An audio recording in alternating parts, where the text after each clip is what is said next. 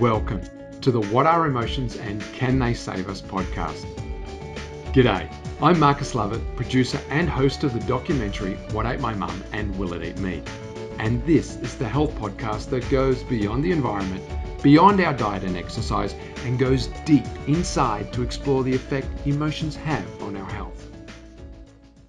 Today I'm talking with Iris Mauss from the Berkeley campus of the University of California. She's an associate professor of psychology specializing in emotions and emotion regulation. She addresses issues like the implications of emotion regulation for psychological and physical health. So of course I had to talk to her and started off with her definition of emotions.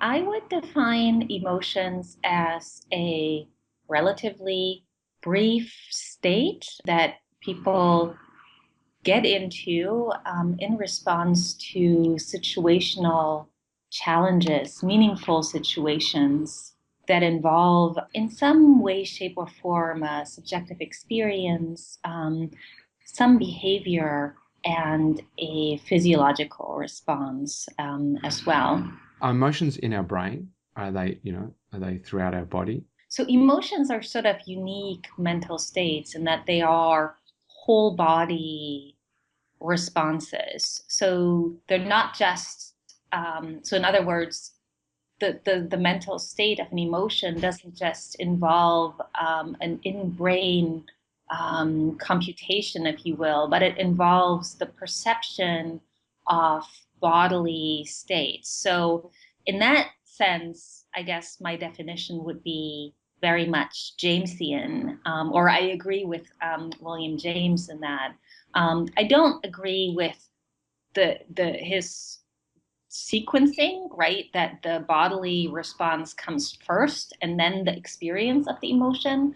But I do completely agree with the notion that emotions involve a response of the whole body. So a brain in a vat can't have the same emotions that humans have.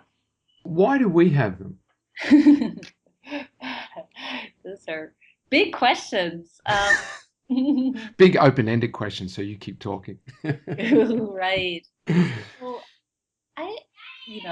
I don't think we know why humans have emotions, but we have some pretty good hypotheses about why humans have emotions. And one hypothesis is that emotions allow us to respond to life tasks and challenges, to our goals in relatively efficient and effective ways. So in other words, if I encounter that proverbial bear in the woods, I might feel some sort of fear or alarm, and at the same time that emotion of fear or alarm, I'm not super wedded to whatever label we use, will energize my body to run away quickly. And it might also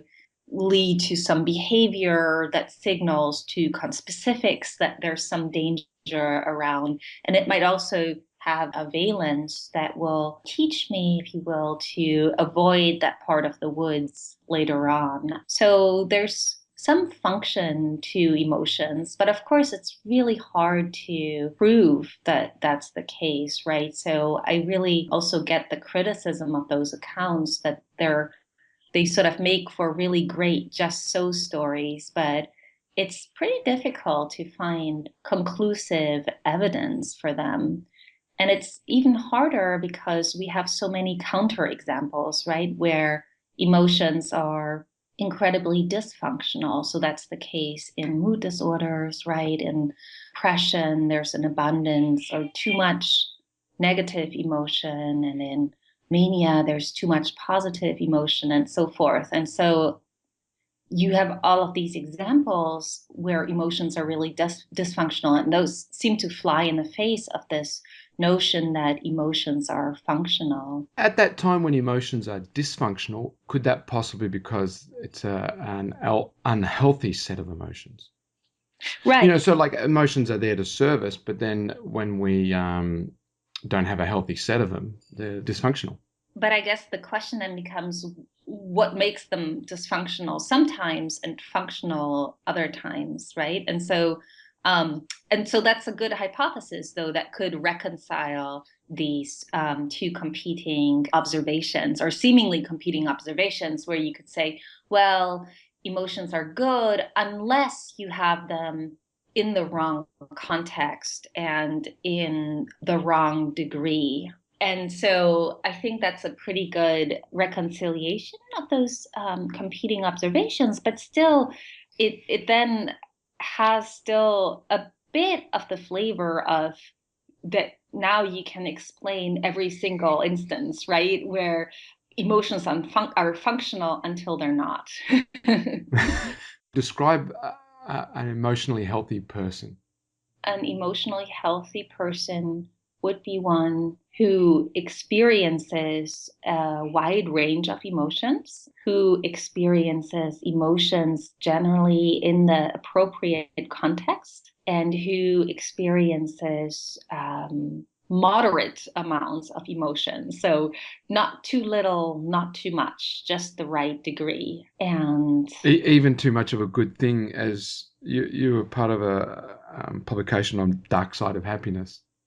yeah. So June Gruber and others have shown that if you experience too much positive emotion, that can actually have bad effects on your psychological health and on your ability to make good decisions and on your ability to think clearly and on your ability to have good relationships. So there seems to be something to the notion that just feeling good all the time, just feeling as much positive emotion as possible, that's not the right way to go. I guess I was a bit of a hedonist in my younger days of just traveling the world and having a good time was my mantra. And I think if you're just in a good time all the time, then you don't recognize it anymore. You have to have the roller coaster ride of life, so to speak, to experience when it is really good. Yeah, so I think so. That's I have a hypothesis where there is quite a bit of empirical evidence in support of. So that's the idea that basically, if you the hedonic treadmill idea, if you experience too much positive emotion, it so essentially depletes your ability to experience more positive emotion, and there's certainly evidence for that.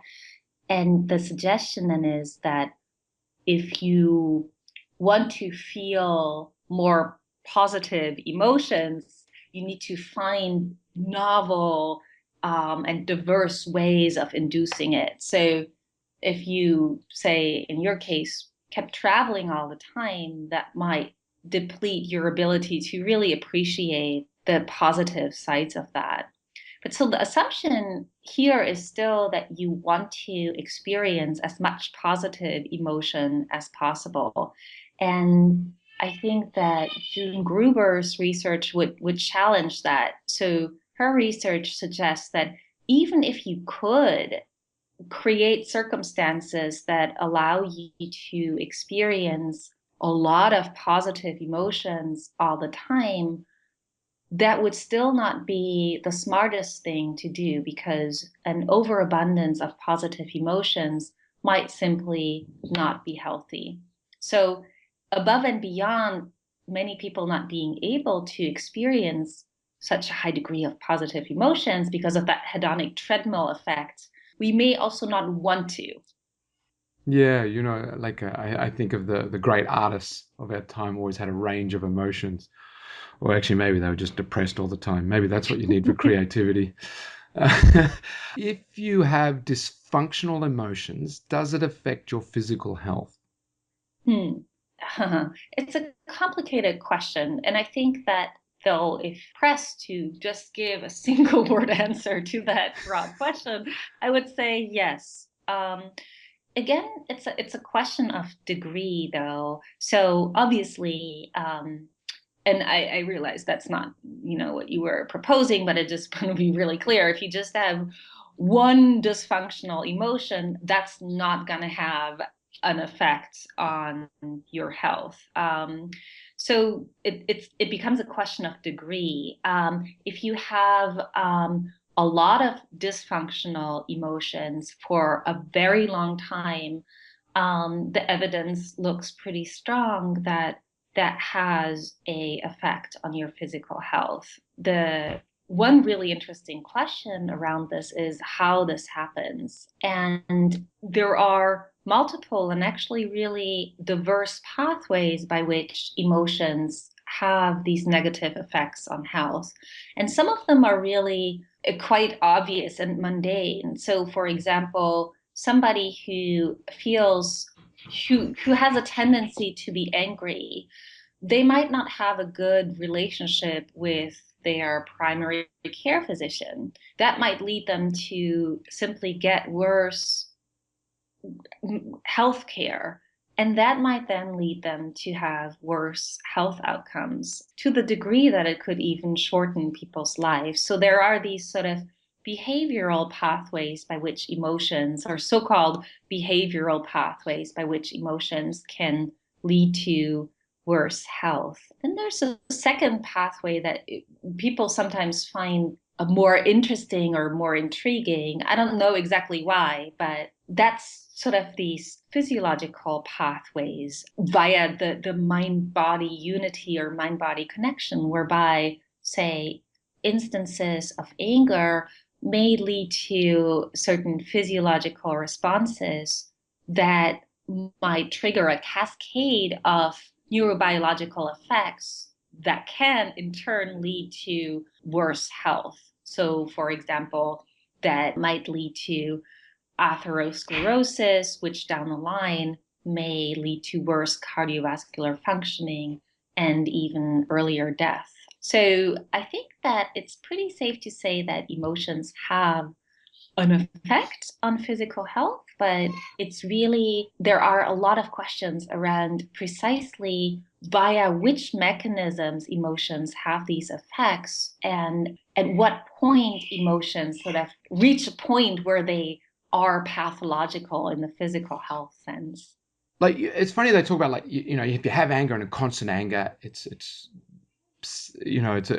detrimental to your health. The same with sadness, constant sadness, detrimental to your health. And fear, if you're living in fear and anxiety all the time, that's going to have results on your health. But it's like getting back to the happiness. Happiness seems to be the one positive one that gives you all these positive endorphins and stuff to live healthy. Yet you don't want to be happy for too long, because then you lose perspective. I mean, one thing that you're saying, I think, and that's actually sort of it's an interesting question. You're generalizing from an abundance of negative emotions and that being unhealthy, to positive emotions being healthy. And it turns out that those are actually two independent questions. And so it's actually been debated, even sort of setting aside for a moment that negative emotions are unhealthy, are positive emotions actually healthy? And I think, once again, we do find some support for that idea. But the reason that positive emotions are healthy are probably different from the reasons why negative emotions are unhealthy. So why are positive emotions healthy? And you sort of mentioned that there's endorphins that come along with some positive emotions. And while that's true, I think we can't forget the idea that of these sort of behavioral pathways, right, by which positive emotions might be healthy. So, for example, if I express positive emotions like gratitude, that will enhance my social support systems, and that in turn has positive effects on my health. It might enhance the health care that I get, and that might lead to positive effects on health. So again, I think it's a really interesting set of questions to ask why positive emotions are beneficial for health. Another sort of interesting set of considerations in here is that we're talking about positive emotions, right? And so what that does is actually it creates a false monolith. It turns out that positive emotional states are actually pretty differentiated, much beyond just positive emotions, right? I mentioned gratitude, there's love, there's But gratitude, that's not really an emotion. Isn't that like something that comes from your mind, and it's something that you do. It's so do you ever suddenly feel gratitude? attitude. Yeah, so yeah, so there's some debate around is gratitude an emotion or not. I tend to say, well, why not be inclusive, right? It includes a feeling state. It includes, and we don't know for sure, but it seems to include some physiological correlates, and it has a behavioral I wouldn't say signature, but there are specific behaviors associated with gratitude. And some people would say that introspectively, it's a specific feeling state. So some definitions would not say it's an emotion, but I think that's sort of semantics. What is true is that the affective state of gratitude has certain effects on the mind and our social interactions and on the body. So that seems to me the more interesting question than sort of talking about whether or not it is an emotion by certain criteria. You know what I mean? Yeah, yeah. It's like also when you said love, I think of love as all the emotions at once. Right, right. So, or it's a bunch of emotions at once, and cognitions. And, I mean, it is an ongoing and active area of research to inquire how can we subdivide the space of positive emotions. And one researcher who has done some really interesting work there is Lani Shiota, who's tried to really tackle that question of what are the positive emotions? How many different ones are there?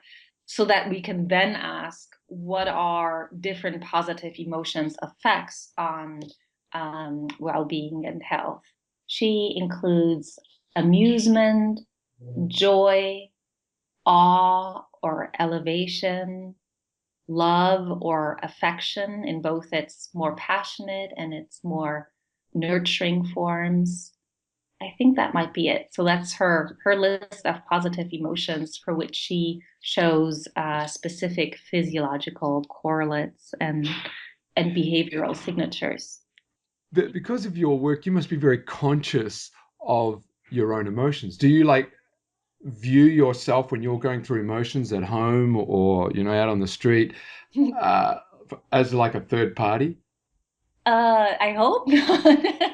No, I don't think that would be very good. No, I don't. Yeah, you probably think about it, think just like any work, you think about it a little bit more, but I don't constantly observe myself. Actually, I try to be more self-conscious and sort of be a little bit more in the moment and not observe myself too much. Yeah. So do you think being in the moment is a very good way of cultivating healthy emotions? Yeah. So I think that it is. So being in the moment means different things to different people, right? So there's a huge interest in the area of mindfulness and basically cultivating particular mindsets and whether that can actually cultivate better emotions. If that was the case, that would be really powerful, right? Given how huge of a role emotions play in our well being and even our physical health. Well, definitely. Like also just talking about when you were saying the bear in the woods, and then you see a bear in the woods, and then you have the fear. But imagine if you went into the woods every time and just feared that a bear was going to get you, instead of being in the moment of how wonderful the woods are. Right, right. So And so I think that touches on the multifaceted nature of mindfulness, right? There's one element to that that just means that suggests that even just paying attention to what is here and what is now has a really beneficial effect. Like in your nice example, right, with the woods. Don't worry about the future. Don't worry about the past. Don't worry about your expectations. All of that is going to diminish your enjoyment of the present moment. So that certainly seems to be the case, that simply paying attention, quote unquote, simply just paying attention to the present moment has some positive emotional effects. But it's important, I think, to remember that that depends on what your present moment is, right? If you find yourself in the woods, that's great. If you find yourself in a very challenging, stressful situation, that might not be so good, right? So I think earlier we talked about this idea that emotions can be good, but only if they're experienced in the right context. And so here again, I guess I would say that that aspect of mindfulness, so present focus, can be good, but only probably in certain contexts and for certain people. And then there's a second facet of mindfulness, and that's acceptance, right? So it goes beyond just awareness of the present moment. It means that you are okay with whatever the present moment offers to you. And here again, there seem to be some really interesting emotional benefits. So if you accept what the present moment offers you, even if it's negative, it takes away this ego involvement, this struggling against the emotions that we have. And it turns out that constitutes an emotional benefit because you don't have a layer of negative meta emotions and you're not so entangled with your emotions. And it's really interesting because it's somewhat paradoxical that simply by accepting your present situation and your present negative emotions, you actually dissolve them more quickly. And so there are interesting experiments done on that where, you bring people into the lab and you make them emotional and you make them feel some negative emotion. And then you tell them to simply accept that experience as one that's a normal part of life. And you can compare that to control conditions where you don't tell people anything about their emotions, or you even tell them something really to the opposite, right? Where you tell people, that negative emotion that you experienced, that's really bad. You really need to try and avoid that. And that sort of mirrors something that many of us do, right? We are nervous, we're scared, we're angry, and we think that that's really bad and we should avoid it. And so these experiments, these laboratory experiments that I described, they actually show something really interesting, which is that accepting negative emotions causally leads to a quicker resolution, a quicker ending of those negative emotions. So there's a really neat sleight of hand aspect to this almost, right? Because you think that accepting something negative, that would make the negative become bigger, but instead it becomes smaller. I guess, like on lots of examples I was thinking about there, like the bear in the woods again, you still got to be aware of danger. You can't just be thinking it's not going to happen. So to be aware that, okay, there is possible danger of a bear, but to also appreciate, the joy of the woods. Right. Being aware is probably just enough to go, okay, I'm aware that there might be danger. I'll just keep a lookout for it.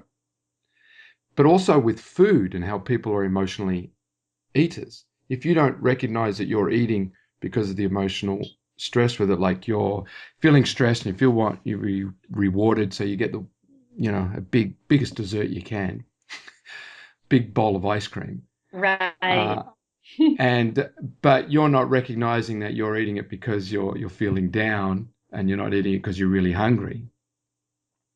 You're better off just recognizing that you're eating it quickly to yourself because you're really upset. Right.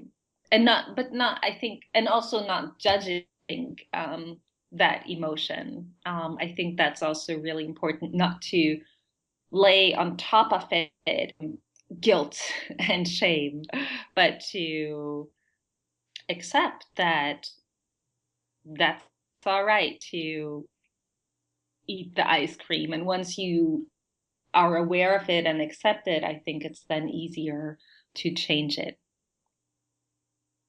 Yeah, I think that's fascinating. So really, you're saying to cultivate healthy emotions is really more to pay attention to them and not shame or guilt and push them away. Right. So I think paying attention, but also non-judgmental stance. So paying attention plus accepting that without trying to make them go away it's sort of a two-pronged approach. Yeah. Yeah, So to lead being a long and healthy life. yes, I think so. Well, that would be a little strong. But Oh, I'm just looking for the silver bullet. Now, Louise Hay, you probably heard of, and this is what? from the 70s. Louise Hay, No, I don't know of this. and she wrote You Can Heal Your Life, and she associated a lot of physical illness directly to an emotional or mental problem. So if you have a liver problem, it's anger and that sort of thing. Is there any more research done on that specifically, or is it that's all just seen as a bit, oh, look, that's a bit airy fairy? So sort of that there's a map between specific emotions and specific disorders, Yeah, exactly. diseases. Yeah, so that probably is not reality. So that's sort of an old-ish notion in psychosomatic medicine too, that particular issues correspond to particular mental issues correspond to particular physical issues. And so that's probably not true in its simple form.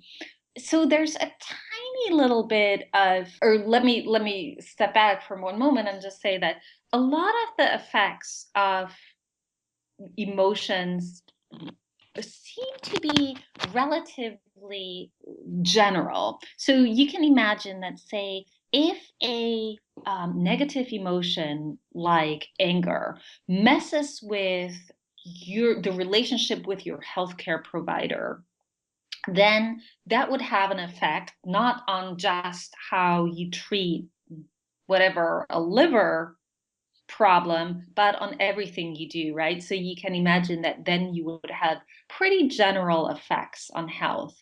And because many of the effects of emotions operate via those behavioral or social pathways, many of the effects of emotions are relatively general. They can concern any part of your body, especially if you have a pre-existing vulnerability there. But so there is a hint of some emotion disease specificity from some meta-analyses that have looked at whether across many, many different studies, whether there are specific links between what's called discrete emotions. So, for example, anger versus sadness versus anxiety, and specific disease outcomes. And Laura Kubzansky has done some of the most extensive and deep research into this.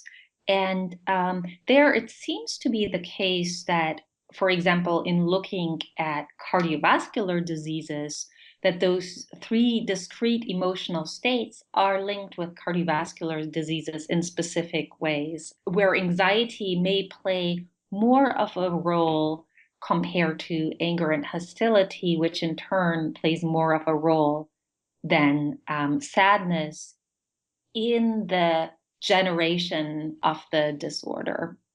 So on that, if you had a major illness Mm-hmm. that was a life-threatening illness, would you take a long, hard look at your emotions as a way of helping with the healing process?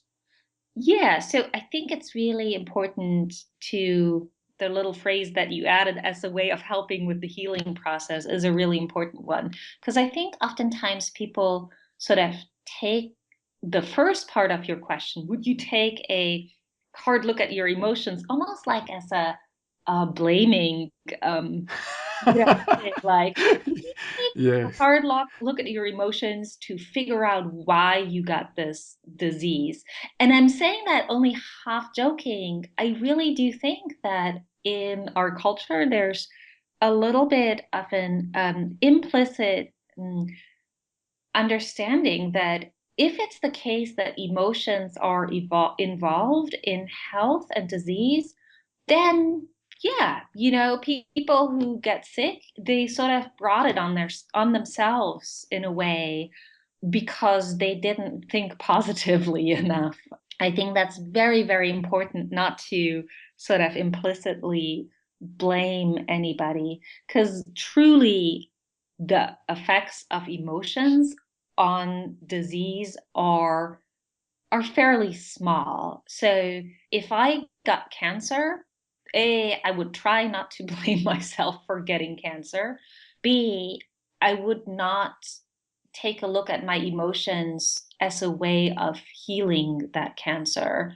But I would take a look at my emotions as a way of making my life more pleasant and my relationships better and my well-being greater, which in turn might have a small effect on my physical health outcomes. Now, so that's sort of the general answer, but it differs depending on the particular disease you're talking about. For example, in the case of cardiovascular diseases, it actually is the case that emotions, and more specifically, depression, seems to play a relatively greater role in the recovery from the disease. So, depression, which many people experience actually in response to having major illnesses, can significantly worsen the outcome after having a cardiovascular incident. So, I think there it's actually more important, not just for quality of life, but also for the health outcomes, to make sure that the depression is addressed and treated. Yeah. Iris, thank you very much. Oh, you're welcome. That was good. I think that was good. And I just realized I've taken up a lot of your time here. And God, time flew by. This was a fun conversation. but it was good. You've given me a different look on things and broadened my knowledge on the whole thing. Okay. So you have been listening to a What Are Emotions and Can They Save Us podcast. Thank you so much for listening. And I would like to thank my guests, for this would not be possible without the generous sharing of their time and knowledge. To discover more about emotions and their importance, you can go to the website whatatemymum.com, or you can follow me on Twitter at whatatemymum, or like my Facebook page, What Ate My Mum, or simply Google What Ate My Mum. Until next time, keep the spirit.